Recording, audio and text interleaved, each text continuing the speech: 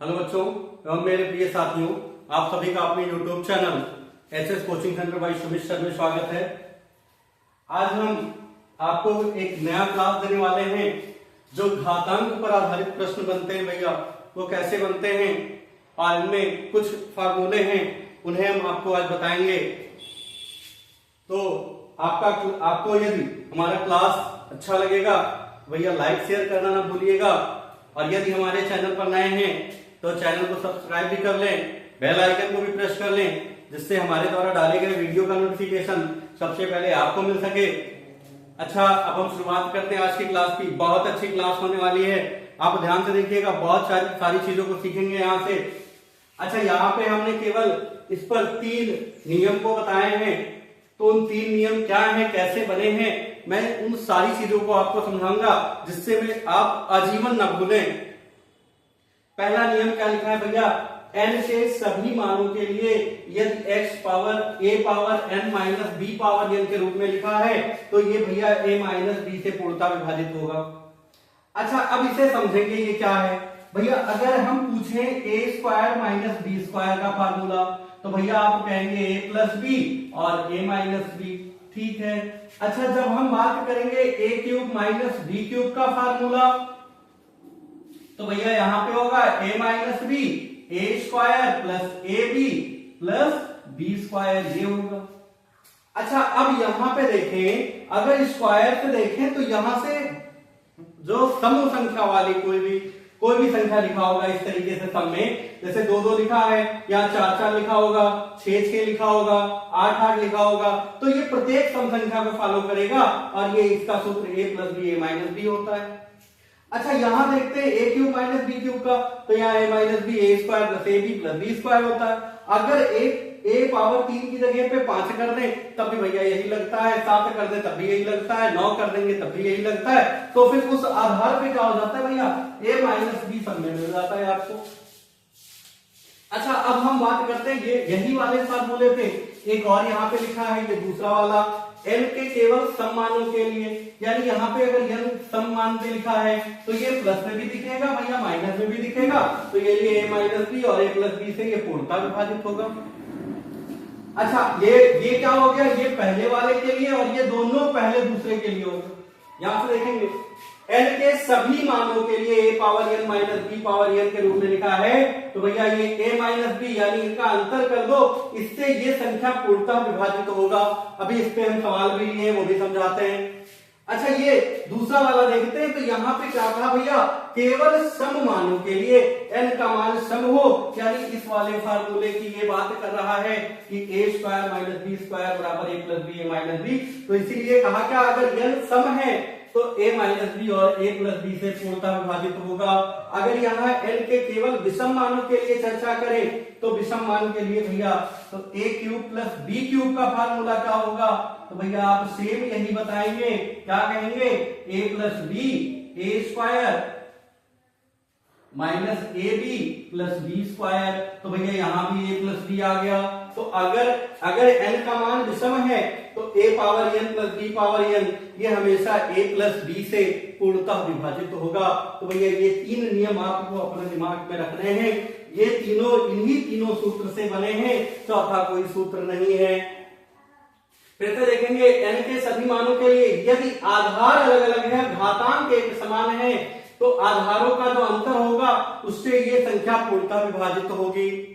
दूसरी बात करें कि अगर n जो है सम है, केवल सम है, क्योंकि सम विषम दोनों इसी में आ गया तो इसके लिए आप केवल यही सूत्र याद रखें, बेटर है। लेकिन अगर सम है तो यहाँ पे ये a माइनस बी और a प्लस बी दोनों से विभाजित होगा, यही लिए हमने सम वाला लिखा लेकिन विषम वाला नहीं लिखा। अगर यहाँ पे n केवल विषम होता इस जगह पे तभी वो a माइनस बी से ही विभाजित होगा। तो यहाँ पे हमने प्लस वाले को सम वाले को इसलिए लिखा क्योंकि ये a माइनस बी और a प्लस बी दोनों से विभाजित होगा, अर्थात घातांक बराबर है, आधार अलग अलग है भैया, तो इनके आधारों का अंतर और योगफल इन दोनों से ये संख्या पूर्णतः विभाजित होगी। अगर हम बात करें n के केवल विषम मान के लिए, अगर a power n plus b power n plus में लिखा है या माइनस में था, ये प्लस में है भैया, तो a प्लस b से ये पूर्णतः विभाजित होगा। ये 3 नियम हो गए और हमने बता भी दिया ये तीनों नियम कैसे आए हैं। इस तरीके से आप इन तीनों नियम को समझ के रखेंगे और सारे सवाल लगेंगे। अब सवाल भी देखते हैं तब आपको और अच्छे से समझ में आएगा। भैया क्या सवाल है? पहला देखते हैं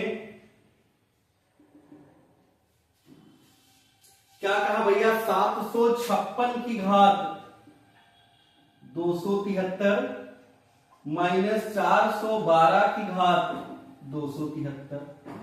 ये एक संख्या है भाई, इसे हल करेंगे तो कोई संख्या आएगी। अब इस संख्या को अगर 86 से विभाजित किया जाए तो शेषफल कितना आएगा?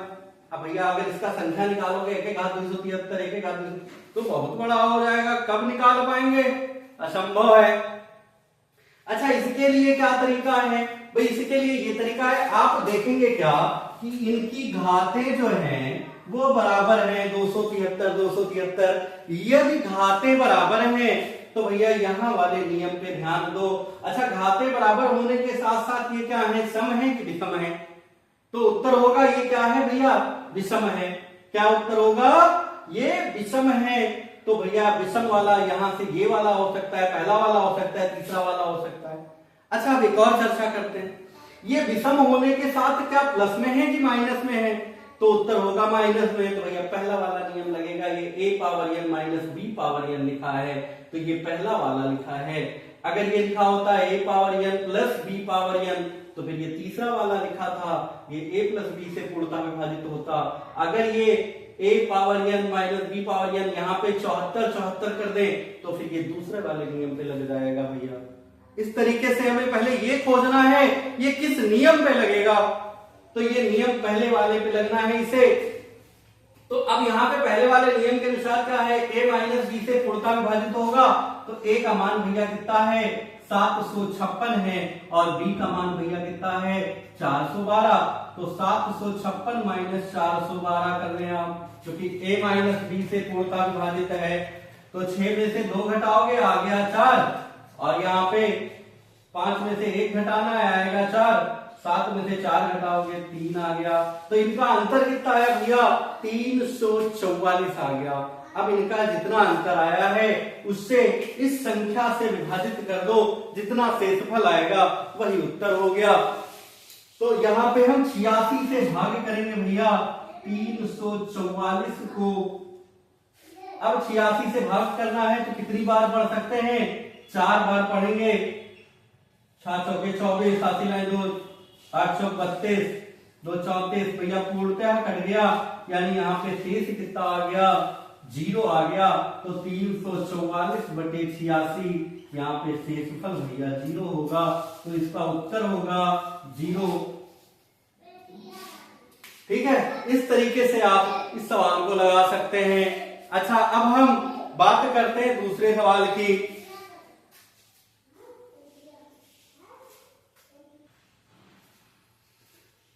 तो आप इस सवाल को नोट कर लें। अब हम चलेंगे दूसरे वाले सवाल पे। अच्छा दूसरा क्या कहा है? तो दूसरा देखते हैं।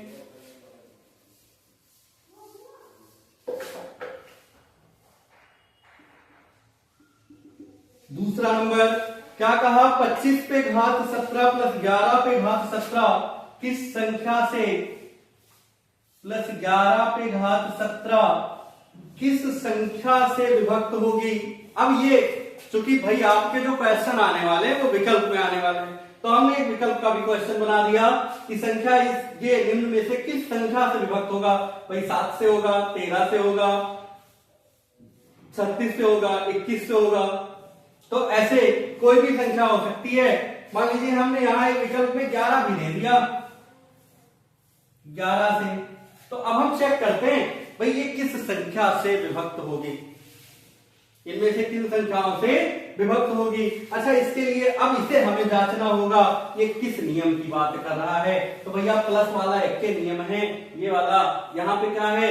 आधार जो है भिन्न है और घात समान है, a power n plus b power n के रूप का है। तो a प्लस b से पूर्णतः विभाजित होगा। तो ये जो संख्या होगी वो किससे विभाजित होगी? तो यहाँ पे इनका योग कर ले भैया a प्लस b यानी 25 प्लस 11 इनका योग कर लो, क्योंकि a प्लस b से विभाजित होगा तो 25 11 भैया हो गया 36। अच्छा, अब 36 इनमें से किस संख्या से विभाजित है? जिस संख्या से विभाजित होगा उसी संख्या, वही संख्या इसका उत्तर होगा। तो निम्नलिखित में से किस संख्या से विभाजित है? तो 36 ना तो 7 से कटेगा, ना 13 से कटेगा, ना 11 से कटेगा, भैया आपका आंसर होगा 36। अच्छा, यहाँ पे भी 9 भी लिखा होता तो 9 भी उत्तर सही था, 2 लिखा होता तो 2 भी उत्तर सही था। यानी 36 जिन जिन संख्याओं से कट रहा है उनमें से कोई भी संख्या आ जाती तो फिर वो उत्तर सही थे। जैसे अगर मान लिया यहाँ पे विकल्प में 3 आंसर आ जाता, 3 कह देता तो 3 भी सही था भैया। 2 आ जाए, यानी ऐसी संख्या आ जाए जो 36 को विभाजित कर दे, तो भैया वो संख्या यहाँ पे जो संख्या होगी इसे भी विभाजित करेगा, क्योंकि 36 से, ध्यान से समझेंगे, 36 से ये संख्या विभाजित है। तो अगर 36 से विभाजित है, 36 के जो खंड बनेंगे उनसे भी तो ये संख्या विभाजित होगी। एग्जाम्पल लेते हैं एक, जैसे मान लिया हमने कहा 8 से 48 विभाजित है। अब भैया 8 से तो 48 कट रहा है, अब 8 का खंड क्या बन रहा है? 4 बन रहा है, 4 से भी 8 कट रहा है, तो क्या 4 से 48 नहीं कटेगा? तो उत्तर होगा बेशक कटेगा। अच्छा, 8 का भी खंड 2 बन रहा है, तो क्या 2 से 48 नहीं कटेगा? तो भैया उसका भी उत्तर होगा कटेगा। तो इस तरीके से इसके जितने खंड हैं उनसे ये 48 हमेशा कटेगा। इसी तरीके से 36 का जितना खंड होगा उनसे ये संख्याएं सब कटेंगी, अर्थात यहाँ पे उत्तर विकल्प का हो जाएगा 36। इस तरीके से ये सवाल हो गया। अच्छा, तीसरा एक हमने इंटरेस्टिंग सवाल लिया है, इसे खोजेगा इंसान कि भैया इसे कैसे लगाएं। तो देखेंगे तीसरा क्या है। तीसरा बहुत सिंपल सा है, क्या है भैया? 5 पे घात 70 प्लस 7 पे घात 70 को किससे?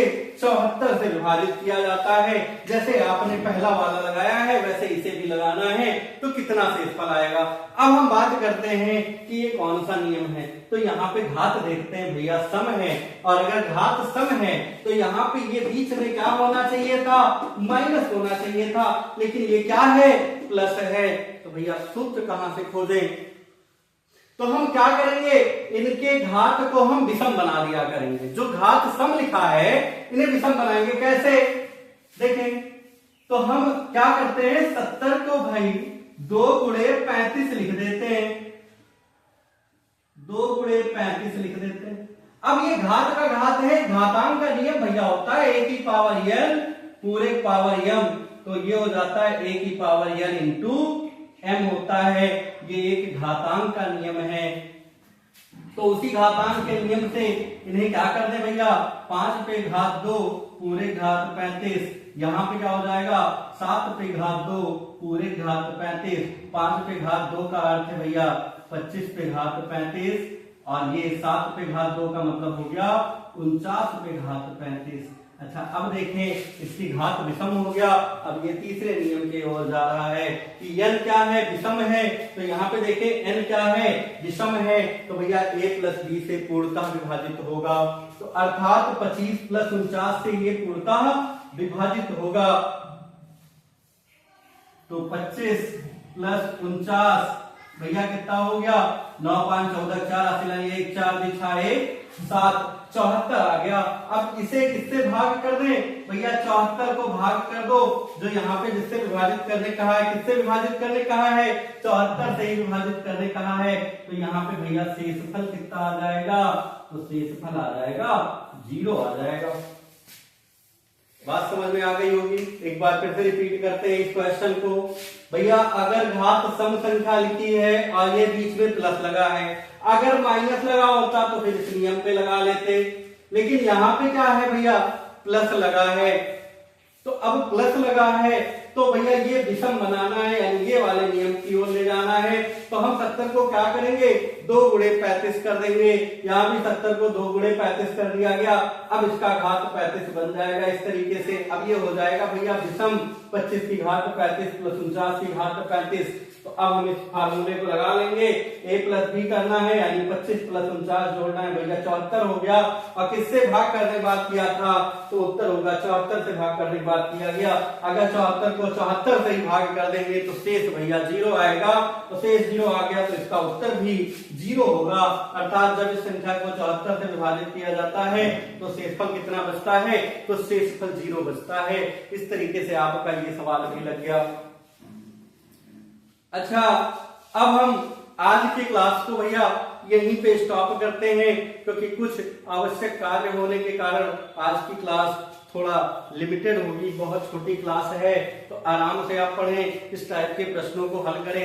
अच्छा, अब इसके आगे अगली क्लास में हम आपको कुछ अच्छी चीजों के बारे में बताएंगे, जैसे भैया कह देगा प्राकृतिक संख्याओं का योग, प्राकृतिक सम संख्याओं का योग, प्राकृतिक विषम संख्याओं का योग, इनके वर्गों का योग, इनके घनों का योग, मैं सारी चीजों को बताऊंगा जो हमारे नेक्स्ट क्लास में कवर होगी।